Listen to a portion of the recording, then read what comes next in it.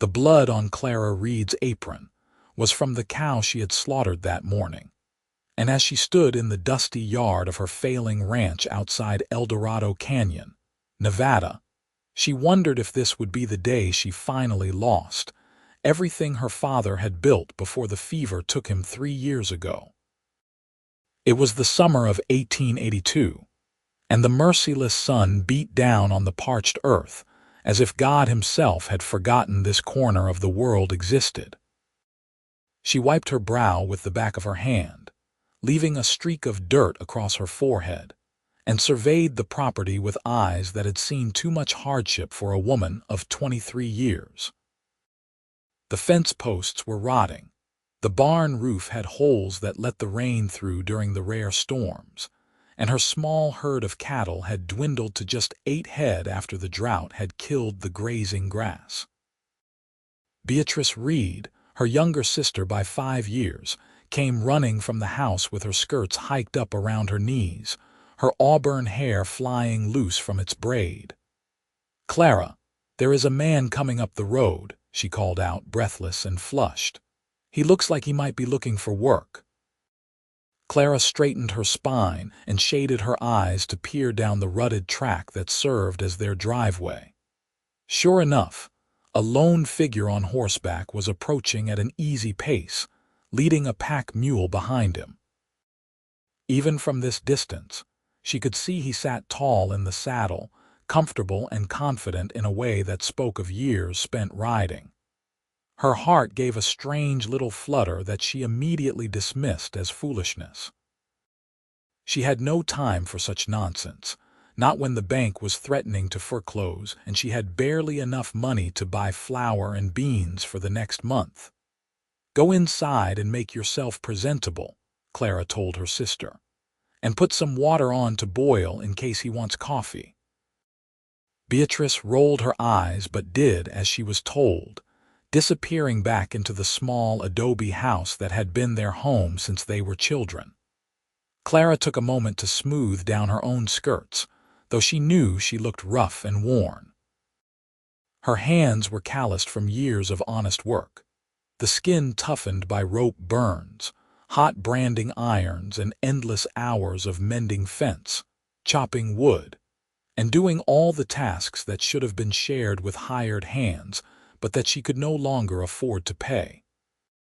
Her fingernails were permanently stained with dirt no matter how much she scrubbed them, and her palms bore calluses thick as leather. The rider drew closer, and Clara could see him more clearly now. He was perhaps 27 or 28 years old, with dark hair that curled slightly at his collar, and a strong jaw shadowed with several days' worth of beard. He wore the typical garb of a working cowboy: worn denim trousers, a faded blue shirt, dusty boots with spurs that jingled softly with each step of his horse, and a wide-brimmed hat that had seen better days. A gun belt sat low on his hips, the holster tied down in the manner of a man who knew how to use the weapon it held. He reined in his horse about 10 feet from where she stood and touched the brim of his hat in a gesture of respect. "Afternoon, madam," he said, his voice deep and pleasant with a slight drawl that suggested he had come from somewhere in Texas or perhaps Oklahoma Territory. "Name is Isaiah Sullivan. I am looking for work and heard in town that you might be in need of a hand." Clara crossed her arms over her chest, trying to look stern and businesslike even though her heart was still doing that strange, fluttering thing. "Who told you that?" she asked, her voice sharper than she intended. Isaiah shifted in his saddle, and she noticed his eyes were a striking shade of blue, like the sky just after sunrise. "Man named Charlie at the general store," he said. "Said you had been trying to run this place on your own since your father passed, and that you could use some help."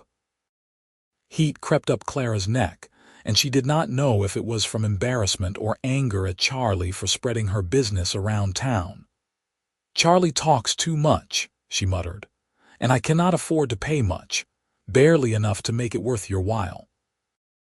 "I did not ask about pay yet. Isaiah pointed out reasonably. He swung down from his horse with an easy grace and stood facing her, holding the reins loosely in one hand. Maybe you could tell me what needs doing, and we can figure out the rest from there. She studied him for a long moment, trying to gauge his character. There were plenty of drifters and troublemakers who passed through El Dorado Canyon, men who would work for a few days and then disappear in the night with whatever they could steal. But something about Isaiah Sullivan seemed different. Maybe it was the directness of his gaze or the way he stood with quiet confidence but no arrogance. Or maybe she was just desperate enough to take a chance on anyone who offered help. "Everything needs doing," she admitted finally, gesturing around the property. "Fences are falling apart, the barn needs a new roof, the well pump is acting up, and I have only got 8 head of cattle left that need tending. My sister and I do what we can, but there are only so many hours in a day and only so much 2 women can handle." Isaiah nodded slowly, his eyes taking in the state of the ranch with a practiced assessment. "Looks like about 3 months of solid work to get things back in decent shape," he said. "Maybe 4 if we run into any surprises, which we probably will. I can pay you $30 a month plus room and board," Clara said, the words coming out rushed and defensive. "I know that is not much, but it is all I can manage right now. If you are looking for better wages, you should probably head up to Virginia City or down to one of the bigger ranches. $30 is fair considering the room and board," Isaiah said, surprising her. "Where would I be sleeping?"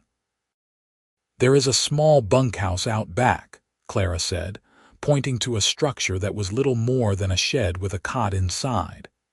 "It is not fancy, but it has a roof and walls. You would take your meals with us in the house." Isaiah was quiet for a moment, and Clara found herself holding her breath, waiting for his answer.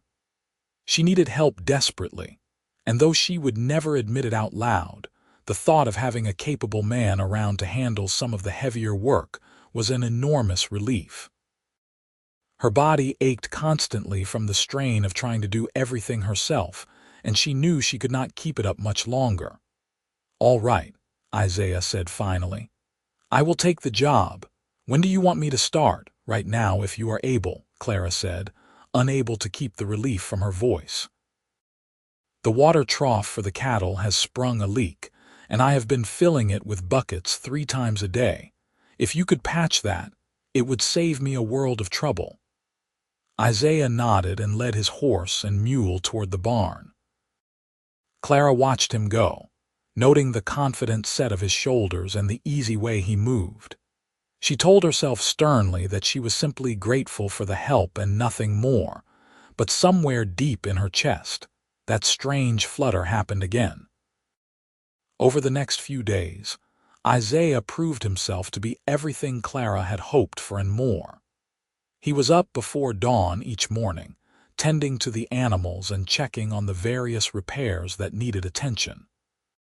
He patched the water trough with tin and solder he had in his pack, fixed the well pump with new leather washers he fashioned himself, and started the laborious process of replacing the rotted fence posts. He worked steadily and efficiently, never complaining about the heat or the difficulty of the tasks, and he had a quiet way about him that Clara found surprisingly comforting. Beatrice took to him immediately, chattering away during meals about everything and nothing while Isaiah listened with patient attention. Clara was more reserved, watching him carefully for any sign that he might be the kind of man who would take advantage of 2 women living alone. But as the days passed, she began to relax. Isaiah was respectful and proper, never stepping out of line or making her feel uncomfortable. He called them both Madam and asked permission before entering the house or going through any of the storage sheds. On the 4th evening, as they sat on the porch after supper enjoying the slight coolness that came with sunset, Isaiah noticed Clara rubbing her hands. "Those giving you trouble?" he asked, nodding toward her fingers. Just stiff, Clara said, embarrassed that he had noticed. Happens sometimes after a long day. May I? Isaiah asked, holding out his own hand. Clara hesitated, unsure what he meant, but something in his expression made her place her hand in his. His palm was warm and calloused like her own, the hand of someone who knew hard work. He turned her hand over gently, examining the rough skin and the thick calluses that covered her palm and the pads of her fingers. "You have been working yourself to the bone," he said quietly, his thumb tracing over one particularly prominent callus at the base of her thumb. "These are the hands of someone who has been doing the work of 3 people. Clara tried to pull her hand back, feeling suddenly vulnerable and exposed, but Isaiah held on gently. "There is no shame in it," he said, looking up at her with those startling blue eyes. "These are honest hands. Strong hands. Beautiful hands." The word beautiful hung in the air between them, and Clara felt her breath catch in her throat. No one had ever called any part of her beautiful, let alone her work-roughened hands that she usually tried to hide. "They are ugly," she protested weakly. "Rough and scarred and nothing like a lady's hands should be. They are beautiful because of what they represent," Isaiah said firmly. He lifted her hand to his lips and kissed the palm gently, then each finger in turn, his lips warm against her calloused skin. "They represent courage and determination and love. You have kept this place going when anyone else would have given up. You have taken care of your sister and honored your father's memory. There is nothing ugly about that." Clara felt tears prick at her eyes, and she blinked them back furiously. She had not cried since the day they buried her father, refusing to let herself show that kind of weakness. But Isaiah's words and the tender way he kissed her rough hands broke something loose inside her chest. "It has been so hard," she whispered. "So very hard, and I did not think I could keep going much longer." "You do not have to do it alone anymore," Isaiah said, still holding her hand in both of his. "I am here now, and I am not going anywhere unless you send me away." "Why?" Clara asked, needing to understand. "Why would you stay in a place like this for so little pay when you could go somewhere better?" Isaiah was quiet for a moment, his fingers tracing gentle patterns on the back of her hand. "I have been drifting for a long time," he said finally. 5 years since my family died in a fire back in Texas. Lost my parents and my 2 younger brothers all in one night. After that, I could not stay in one place. Kept moving, kept working, kept trying to outrun the grief. But it never worked. The grief just followed me everywhere I went. "I am sorry," Clara said softly, her free hand reaching out to touch his arm. "That must have been terrible." "It was," Isaiah admitted. "But standing here now on this struggling ranch with these falling down fences and that leaking barn, I feel something I have not felt in 5 years. I feel like maybe I have found a place worth staying for, worth fighting for." His eyes met hers, and Clara saw the raw honesty in them. "It is not just the ranch," he continued. "It is you. The way you keep going even when everything seems impossible. The way you take care of your sister and refuse to give up. I admire that more than I can say, and I would like very much to stay and help you save this place, if you will let me." Clara's heart was pounding so hard she was sure he could hear it. "I would like that," she managed to say, her voice barely above a whisper. "I would like that very much." Isaiah smiled then, a real smile that transformed his serious face and made him look younger and lighter.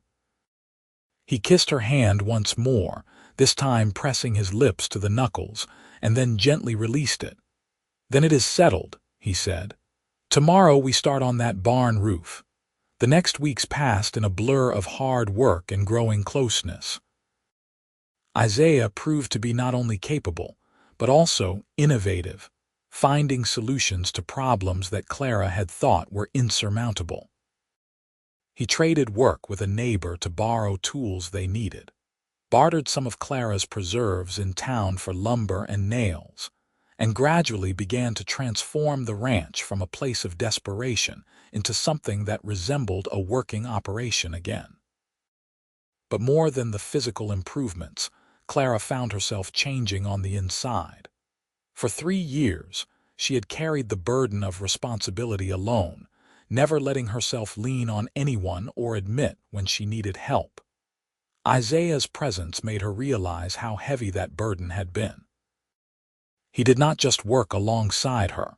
He listened to her ideas, asked her opinion on decisions, and treated her as an equal partner rather than a woman who needed protecting or directing.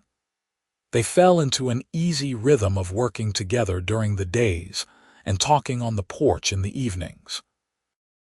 Isaiah told her stories about his travels, the places he had seen and the people he had met. Clara shared memories of her childhood on the ranch, back when her mother was still alive and her father was healthy and strong. Beatrice usually joined them for a while before retreating inside to read by lamplight, giving Clara and Isaiah time alone together. One evening, about 6 weeks after Isaiah had arrived, they were sitting on the porch watching the stars come out when Clara finally asked the question that had been on her mind. "Do you ever think about settling down permanently?" she asked, trying to keep her voice casual. "Finding a place of your own and staying put." Isaiah was quiet for a long moment. "I used to think about it all the time," he said. "Back before the fire, I had plans to buy some land and start my own ranch, but after I lost everything, those dreams seemed pointless. What was the use of building something when it could all be taken away in an instant?" "And now," Clara asked, her heart beating fast. "Now I think maybe I was wrong," Isaiah said slowly. "Maybe the point is not whether something can last forever. Maybe the point is to build something good while you can, to care about people and places even knowing you might lose them. Because the alternative is to care about nothing, and that is no way to live." He turned to look at her, and in the fading light, his eyes were dark and serious. "I care about this place, Clara. I care about what you are trying to do here. And I care about you more than I probably should, given that I have only been here a short while." Clara's breath caught. "How much more?" she whispered. Isaiah reached out and took her hand, the one with all the calluses and scars, and held it gently. "Enough that I wake up every morning grateful I stopped here," he said. "Enough that I think about you constantly, even when I am supposed to be concentrating on mending fences or hammering shingles. Enough that the thought of leaving makes my chest ache." "Then do not leave," Clara said, abandoning all pretense of playing it cool or protecting her heart. "Stay here. Help me build this ranch back up. Be my partner in this, truly. Is that all you want me to be?" Isaiah asked, his thumb stroking over her knuckles. "Your partner in the ranch." Clara knew what he was really asking, and she knew that her answer would change everything. She could play it safe, keep things professional and distant, protect herself from the possibility of future pain. Or she could be brave enough to reach for something more. "No," she said firmly, "that is not all I want." Isaiah's smile was slow and warm. He lifted her hand to his lips once again, kissing each calloused fingertip with deliberate tenderness. "These beautiful hands," he murmured between kisses. "I have dreamed of holding them like this, of having the right to touch you this way." "You have the right," Clara said, her voice shaking slightly, "if you want it." "I want it," Isaiah said, and then he was moving closer, one hand cupping her cheek while the other still held her work-roughened fingers. "I want you, Clara Reed, all of you exactly as you are." When he kissed her, it was gentle and sweet and full of promise. Clara felt something inside her chest unfold like a flower opening to the sun, something that had been closed tight for so long she had forgotten it existed. This was what she had been missing, what she had denied herself while she struggled alone to keep the ranch going. Not just help with the physical work, but this emotional connection, this feeling of being truly seen and valued by another person. They kissed until the stars were bright overhead, and the chill of the desert night made them shiver. When they finally pulled apart, both were breathing hard and smiling like fools. "We should probably be practical about this," Clara said reluctantly. "Figure out what it means, how we would make it work." "I know how I want it to work," Isaiah said, still holding her close. "I want to marry you, Clara. Make this partnership official in every way. Build a life here together if you will have me." Clara's heart felt like it might burst. "We have only known each other 6 weeks," she pointed out, but she was smiling as she said it. "I have learned more about you in 6 weeks than I have learned about anyone in 5 years of drifting," Isaiah countered. "I know you are strong and stubborn and brave. I know you would do anything for the people you love. I know you take your coffee black and you hate mending clothes, but you do it anyway because it needs doing. I know the sound of your laugh and the way you bite your lip when you are worried. What else do I need to know? My middle name is Jane," Clara offered, laughing. "And I cannot sing to save my life, so if you are hoping for someone to sing lullabies to future children, you should look elsewhere." "I do not need to look elsewhere," Isaiah said seriously. "You are exactly who I want, Clara Jane Reed. Will you marry me?" "Yes," Clara said without hesitation. "Yes, I will marry you, Isaiah Sullivan." They kissed again, longer and deeper this time, and when Beatrice poked her head out the door to see what was taking so long, she found them wrapped in each other's arms. "Oh, thank goodness," she said cheerfully. "I was wondering when you two would figure it out. Can I be in the wedding?"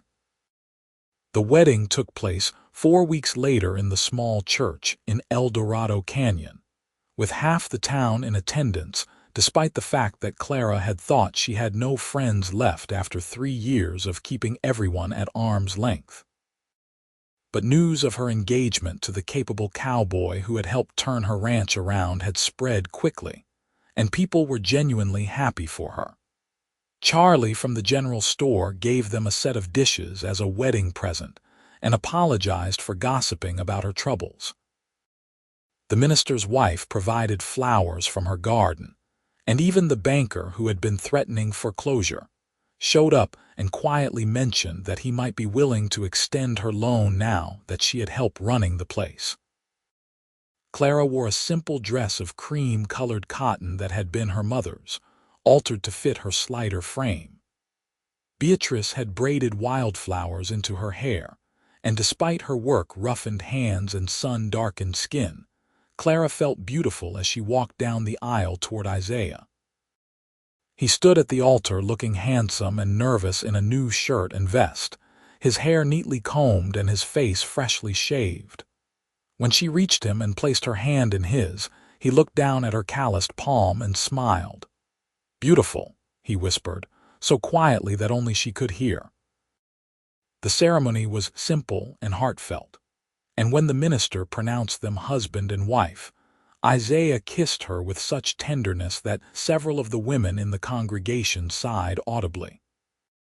The reception afterward was held in the churchyard, with tables laden with food that neighbors had contributed. Clara found herself surrounded by well-wishers and felt overwhelmed by their generosity after so long of struggling alone. "You just had to ask for help, Mrs. Henderson from the neighboring ranch told her kindly. "We all knew you were having a hard time, but you seemed so determined to handle it yourself. We did not want to intrude." "I was too proud," Clara admitted, "and too afraid that accepting help would mean I was failing somehow. That I was not strong enough to honor my father's memory. Your father would be proud of you for being smart enough to accept help when you needed it," Mrs. Henderson said firmly, "and for finding yourself a good man in the bargain." Clara looked across the yard to where Isaiah was talking with some of the other ranchers, already fitting in like he had always been part of the community. As if sensing her gaze, he looked up and smiled, that private smile that was just for her. Her husband. The word still felt strange and wonderful in her mind. That night, after all the guests had gone home, and Beatrice had tactfully declared she was sleeping in the barn loft to give them privacy, Clara and Isaiah lay together in the bed that had once been her parents'. She was nervous and shy despite all her years of hard living, and Isaiah was patient and gentle, taking his time to make sure she was comfortable and happy. He kissed her calloused hands again, each finger and the rough palm, murmuring words of love and devotion that made her eyes sting with grateful tears. "I love you," she told him as they lay tangled together afterward, her head on his chest and his arms around her. "I did not think I would ever feel this way about anyone. I thought I was too hard and closed off for love." "You were just waiting for the right person," Isaiah said, his fingers tracing lazy patterns on her shoulder. "And I was too, even though I did not know it. We found each other, Clara. Against all odds, in the middle of nowhere, we found each other." The next months were the happiest of Clara's life. With Isaiah working beside her and gradually hiring on a few more hands as their finances improved, the ranch slowly transformed from a struggling operation into a thriving one. They bought more cattle with a loan from the bank that Isaiah helped negotiate, rebuilt the barn properly, and even added on to the house to give Beatrice her own bedroom and create a proper parlor. Beatrice bloomed under the improved circumstances, her natural cheerfulness returning in full force. She had been accepted into a teaching program in Virginia City and would be leaving in the fall, excited to start her own life now that she knew Clara was settled and secure. Clara was both sad to see her go and proud of her for pursuing her dreams. In the early spring of 1883, Clara discovered she was pregnant. She told Isaiah one evening after supper, her heart pounding with a mixture of excitement and nervousness. They had talked about wanting children, but the reality of it was suddenly overwhelming. What if she was not a good mother? What if something went wrong? Isaiah's reaction erased all her doubts. He let out a whoop of joy that could probably be heard in the next county, picked her up and spun her around despite her protests that he should be careful, and then very gently set her down and placed both hands on her still flat belly. "A baby," he said wonderingly. "Our baby." "Clara, this is the best news I could imagine." "You are not worried," Clara asked, "about the responsibility of it or the expense or any of it?" "Of course I am worried," Isaiah said honestly. "I am terrified that I will not be a good enough father, that I will not be able to provide everything a child needs. But I am also so happy I can barely stand it. We are going to have a family, Clara, a real family." As her pregnancy progressed, Isaiah became even more protective and attentive. He would not let her do any heavy lifting and took over all the most strenuous chores, despite her protests that she was pregnant, not broken. He rubbed her swollen feet in the evenings and brought her cold water when she felt overheated. When she could not sleep because the baby was kicking, he would stay awake with her, talking quietly or reading aloud from the newspaper until she finally dozed off. The baby was born on a hot October day in 1883, with the doctor from town and Mrs. Henderson in attendance. The labor was long and difficult, and there were moments when Clara thought she might not survive it. But Isaiah stayed by her side the entire time, holding her hand and encouraging her, and when she finally heard the baby's first cry, every moment of pain was forgotten. "It is a boy," the doctor announced, placing the squalling infant in Clara's arms. "A healthy, strong boy." Clara looked down at her son, taking in his red face and dark hair and tiny perfect fingers, and felt her heart expand in a way she had not known was possible. "Hello, little one," she whispered. "Welcome to the world." Isaiah was crying unashamedly, tears streaming down his face as he looked at his wife and child. "He is perfect," he said hoarsely. "Clara, he is absolutely perfect." They named him James, after Clara's father, with the middle name of Thomas after Isaiah's.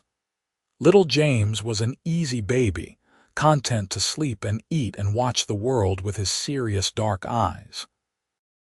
Clara had worried about balancing motherhood with ranch work, but she found that having a child did not mean giving up everything else. She simply adapted, keeping James in a sling against her chest while she did lighter chores and accepting help from Isaiah and their hired hands for the rest. Beatrice came home for Christmas that year, full of stories about her teaching position and the boarding house where she lived in Virginia City. She was enchanted with her nephew and spent hours holding him and cooing over him. "You look happy," she told Clara one evening as they washed dishes together while Isaiah got James ready for bed. "Really, truly happy in a way I have not seen since before Pa died." "I am happy," Clara said simply. "Happier than I ever thought I could be. There are still hard days, of course. The ranch is still a lot of work and money is still sometimes tight. But having Isaiah beside me makes all the difference. I do not feel alone anymore." "He is good for you," Beatrice agreed. "And you are good for him. I see the way he looks at you, like you are the most precious thing in the world." Clara smiled, remembering how Isaiah still kissed her calloused hands and called them beautiful. Some things never changed, and she was grateful for that constancy. The years passed with the steady rhythm of ranch life. They had good years and bad years, seasons of plenty and seasons of drought, but through it all, Clara and Isaiah's love remained constant. They added 2 more children to their family. A daughter named Sarah, born in 1885, with her mother's determined chin and her father's blue eyes, and another son named Robert who arrived in 1887 and proved to be the wildest and most adventurous of the 3. By 1890, the ranch was firmly established as one of the most successful in the region. They had expanded their herd to over 200 head of cattle, built a proper bunkhouse for the 4 permanent hands they employed, and even installed one of the new windmill pumps that made watering the stock much easier. Clara was 31 years old and felt like a completely different person from the desperate, exhausted woman who had stood in her dusty yard 8 years earlier, wondering if she could keep going another day. Isaiah was 35 and had settled into his role as husband, father, and rancher with the same quiet competence he brought to everything. He had never once mentioned leaving or seemed restless for adventure. The ranch and his family were enough for him, more than enough. One evening in late summer, after they had put the children to bed, and the house was finally quiet, Clara and Isaiah sat on the porch just as they had on so many evenings before. Clara's hands were still calloused, despite the fact that she no longer did quite as much heavy labor as she once had. Some things simply did not change, and her hands bore the permanent marks of years of hard work. Isaiah reached over and took her hand in his, turning it over to examine the familiar landscape of calluses and scars. "Still beautiful," he said softly, kissing her palm. "Every single mark, every rough place. They tell the story of everything you have survived, everything you have built. How could I see them as anything but beautiful?" "We built it together," Clara corrected gently. "I could not have done any of this without you, Isaiah. The ranch, the family, this life we have, you gave me all of it." "No," Isaiah said firmly. "You had the courage and strength already inside you. I just helped you see it. And you gave me back my life, Clara. You gave me a reason to stop running and start living again. You gave me a home and a family and a future. I will never stop being grateful for the day I rode up that road and saw you standing there, fierce and proud and so beautiful it took my breath away." "I was covered in blood and dirt," Clara protested, laughing. "You were magnificent," Isaiah insisted. You still are. Every single day you amaze me." They kissed as the sun set over the desert, painting the sky in shades of orange and gold and deep purple. From inside the house, they could hear Sarah singing to her dolls and James laughing at something Robert had done. The sounds of their family, their life, everything they had built together. Clara thought back to that desperate day 8 years ago, when she had been standing in the yard wondering if she should just give up and let the bank take the ranch. She thought about how close she had come to losing everything, and how one chance encounter with a drifting cowboy had changed the entire trajectory of her life. It seemed like a miracle, the kind of thing that should not happen in real life, but somehow did. "What are you thinking about?" Isaiah asked, studying her face in the fading light. "About how lucky I am," Clara said honestly. "About how easily things could have gone differently. If you had not stopped here that day, if Charlie had not mentioned me to you, if I had been too proud to accept your help. So many small things that had to happen exactly right for us to end up here." "I do not believe it was luck," Isaiah said thoughtfully. "I think we were meant to find each other. My family died in that fire for a reason I will never understand, but it set me on a path that led straight to you. Your father's death left you in desperate circumstances, but those circumstances meant you needed help exactly when I needed somewhere to belong. It was not chance, Clara. It was fate." Clara was not sure she believed in fate, but she liked the idea that some benevolent force in the universe had brought them together. "Either way, I am grateful," she said. "For you, for our children, for this life. Even on the hard days, I am grateful." "The hard days are easier when you face them with someone you love," Isaiah said, pulling her close. "That is what I learned from you. That life is not about avoiding hardship, but about finding someone who will stand beside you through it all." They sat together in comfortable silence as the stars began to emerge in the darkening sky. The desert night was cool and clear, and somewhere in the distance, a coyote howled. It was a sound Clara had heard thousands of times, but tonight it seemed to carry a note of wild joy, as if the whole world was celebrating alongside them. In the years that followed, the Sullivan Ranch continued to prosper. James grew into a thoughtful, serious boy who loved learning and eventually left to attend university in California, much to his mother's pride and dismay. Sarah became a skilled horsewoman and took over much of the daily operation of the ranch, proving to have her mother's head for business and her father's way with animals.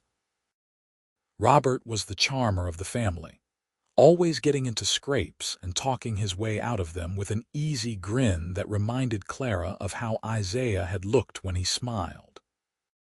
Beatrice married a lawyer from Virginia City in 1892 and had 4 children of her own, but she visited the ranch often and remained close to Clara throughout their lives. The 2 sisters would sit on the porch drinking lemonade while their children played together, marveling at how different their lives had turned out from what they had expected in those dark days after their father died. The Wild West was changing around them. The railroad had reached Nevada, bringing new settlers and new opportunities. Towns that had been little more than collections of shacks grew into proper communities with schools and churches and even theaters, but some things remained constant. The desert still bloomed in the spring with unexpected beauty. The cattle still needed tending regardless of the weather, and the land still demanded respect and hard work from those who tried to make a living from it. Clara and Isaiah adapted to the changes while holding on to what mattered most. They installed electricity in 1905, the first ranch in the area to do so, and bought one of the new motorized trucks in 1908, though Isaiah maintained that a good horse was still more reliable. They weathered economic downturns and personal losses, including the death of Mrs. Henderson, who had been such a good friend to Clara over the years. On their 25th wedding anniversary in 1908, the whole family gathered at the ranch for a celebration. James came from California with his wife and young daughter. Sarah was there with her husband, one of the ranch hands she had fallen in love with despite Clara's initial concerns about her daughter marrying someone who worked for them. Robert showed up with his usual dramatic flair, having just returned from a trip to New York City, where he had been trying to make it as an actor. Beatrice and her family made the trip from Virginia City, and the house was full of laughter and noise and love. During the party, Isaiah stood up to make a toast. 25 years ago, I made the best decision of my life, he said, looking at Clara with such love that she felt tears spring to her eyes. I decided to take a chance on a stubborn, fierce, beautiful woman who needed help but did not want to admit it. She gave me everything I have. This ranch, our children, a reason to stop running and start building. But more than that, she taught me that strength comes in many forms, and that there is no shame in having rough edges if those edges come from honest work and honest living. He crossed the room to where Clara sat and took both her hands in his, raising them up so everyone could see. These hands, he said, his voice thick with emotion. These beautiful hands that have worked so hard, given so much, built so much. I have kissed them 1,000 times and called them beautiful, and I will continue to do so for as long as I live. He kissed each of her palms, both still calloused despite her age and their prosperity, and Clara did not even try to hold back her tears. Their children applauded, and Beatrice was crying too, and even practical Sarah looked misty-eyed. I love you, Clara told Isaiah, not caring that everyone was watching. I will love you until my last breath and beyond. And I love you, Isaiah replied. My fierce, beautiful wife with the strongest hands and the bravest heart I have ever known. They danced together in the parlor, moving to music from the new phonograph James had brought as an anniversary gift. Clara rested her head on Isaiah's shoulder and thought about all the years they had shared. All the joys and sorrows and ordinary moments that had woven together to create their life. She thought about the woman she had been at 23, so certain she had to carry every burden alone, so afraid to let anyone see her vulnerability. Isaiah had taught her that accepting help was not weakness but wisdom, and that sharing your life with someone did not mean losing yourself, but finding yourself more fully. As the evening wore on and the grandchildren were put to bed, and the adult children settled in for continued conversation, Clara and Isaiah slipped away to their familiar spot on the porch. They sat together in the darkness, holding hands and listening to the sounds of their family inside the house. Do you ever think about how things might have been different? Clara asked. If you had not stopped here that day? Never, Isaiah said firmly. Because I cannot imagine any version of my life that does not include you. Whatever path I was on before, it was leading me here. To you, to this family, to this life. I would not change a single thing. Not even the hard parts, Clara asked. The droughts and the money troubles and all the times things seemed impossible. Especially not the hard parts, Isaiah said. Because those are the times that showed me what we are made of, showed me that together we can handle anything. Every challenge we faced as partners. That is what makes it all worthwhile. Clara squeezed his hand, feeling the calluses on his palm that matched her own. They both bore the marks of their life together, written on their skin in scars and roughness and sun damage. But those marks were beautiful because of what they represented. Years of working side by side, building something lasting, creating a legacy that would continue long after they were gone. The years continued to pass with increasing speed, as they always do when you are happy. The children grew into adults with families of their own, and the grandchildren multiplied. The ranch continued to operate successfully, though eventually, Sarah and her husband took over most of the daily management, allowing Clara and Isaiah to slow down and enjoy their later years. They took trips they had always dreamed of, visiting San Francisco and Denver, and even taking a train all the way to Chicago in 1915. But they always came home to the ranch, to the wide open spaces and the familiar landscape of the Nevada desert. This was where they belonged, where they had built their life together.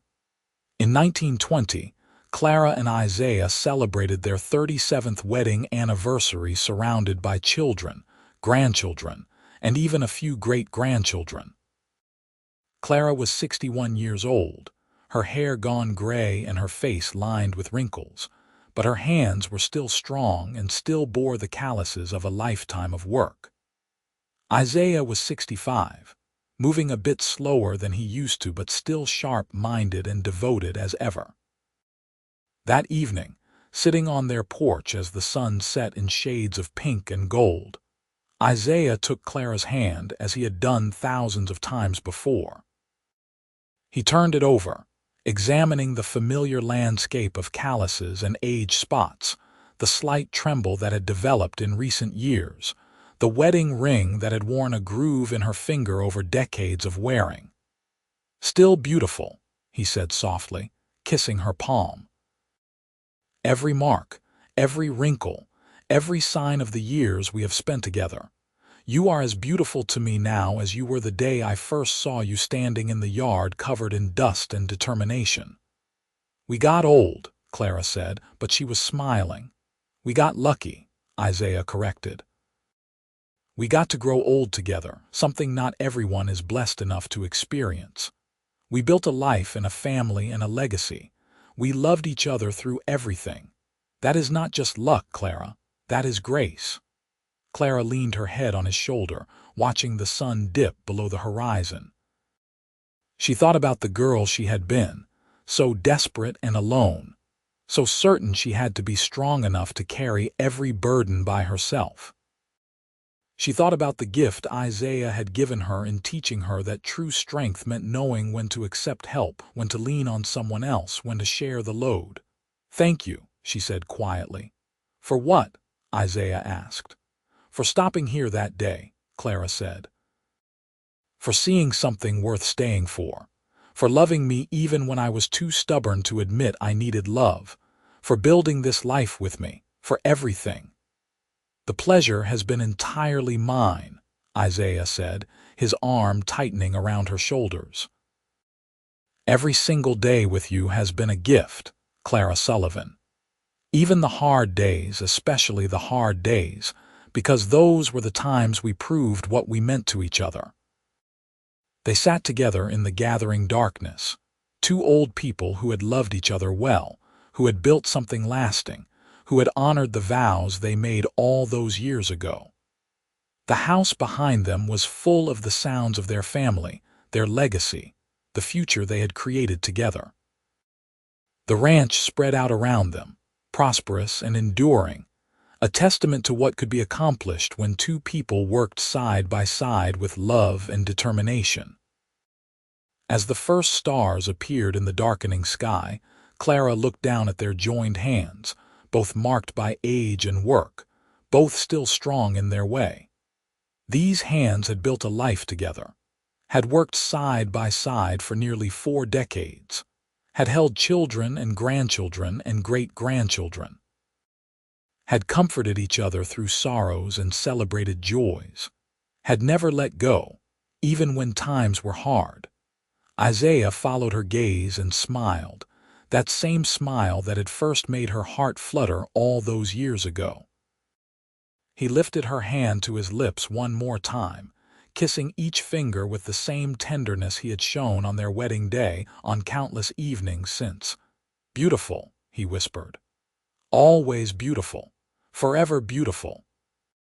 And in that moment, with the desert night settling around them and their family safe inside the house and a lifetime of love behind them.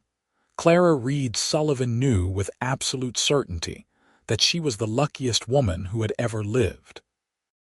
She had been given a second chance when she needed it most, had found love when she thought she was too hardened for such tender emotions, had built something lasting with a drifting cowboy who had seen beauty in her calloused hands.